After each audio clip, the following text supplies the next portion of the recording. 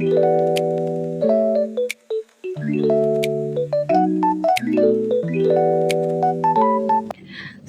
warahmatullahi wabarakatuh.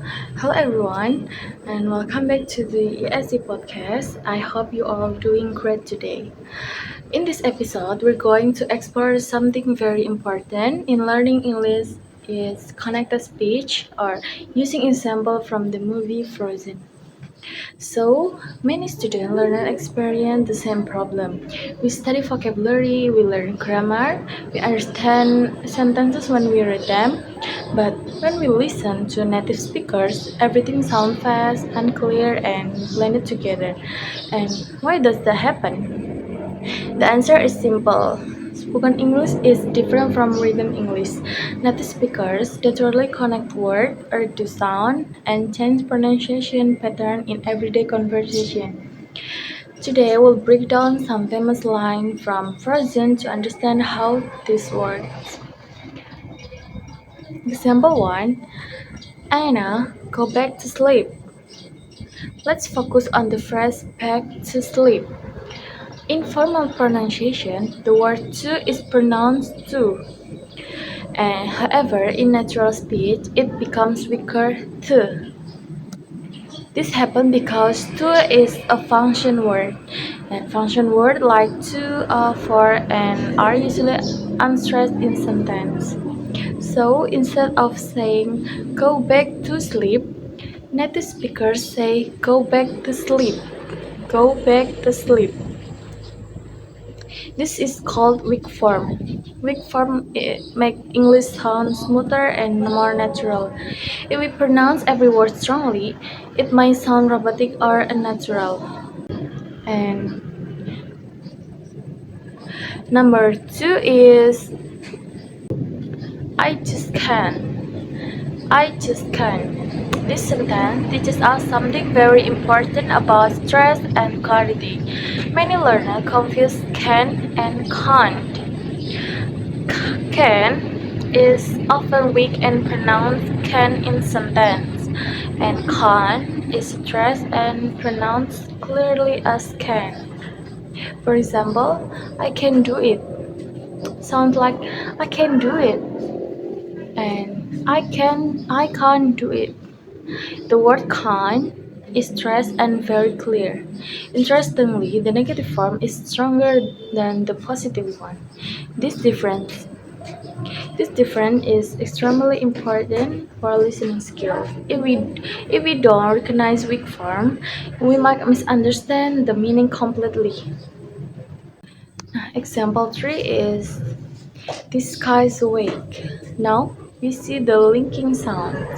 The word skies ends with a Z sound and the next word awake begins with a vowel sound. In connected speech, consonant at the end of a word often link to vowel at the beginning of the next word. So, instead of this guy's awake, it becomes this guy's awake. This guy's awake. There is no pause between the word. Another interestingly feature here is the final key sound in awake. Often, it is not fully released. This is called an unreleased stop. Native speakers close their mouth for the key sound but do not strongly release it. This makes the speech faster and more efficient. Additionally, the sentence using falling intonation because it is a statement, not a question. Example 4 is so I'm awake. This line also demonstrates smooth linking. The word I'm ends with the consonant M.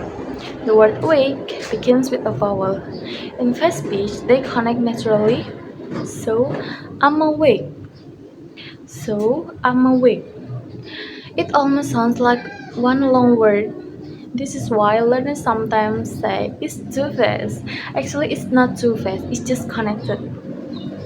And example 5 is do you want to build a snowman?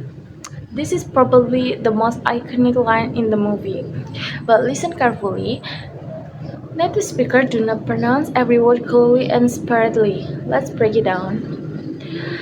Example one is do you becomes dia,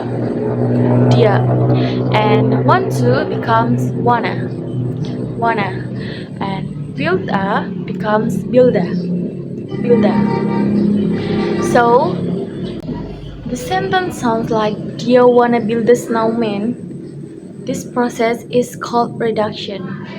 Reduction happens when words are shortened in informal speech to make communication faster and smoother.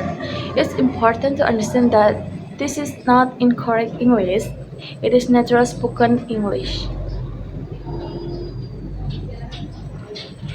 And why is connected speech important? Connected speech is important because it helps us to improve listening comprehension, sounds more natural when speaking, and reduce misunderstanding for increased confidence conversation. When we only study textbook pronunciation, we might struggle with real communication. But when we understand weak form, linking sound, reduction, and intonation, English becomes easier to recognize and produce. So, what can we learn from this? English is not just about grammar and vocabulary, it is also about rhythm, stress, sound pattern, and flow. If we want to improve our English skills, especially listening and speaking, we need to train our ears to recognize natural pronunciation.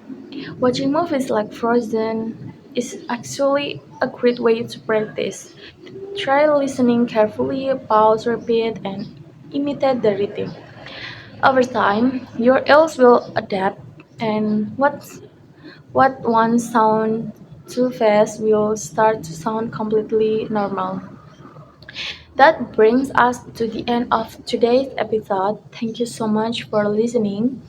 I hope this discussion helped you better understand in connected speech and motivates you to practice more. Okay, see you in the next episode. Wassalamualaikum warahmatullahi wabarakatuh.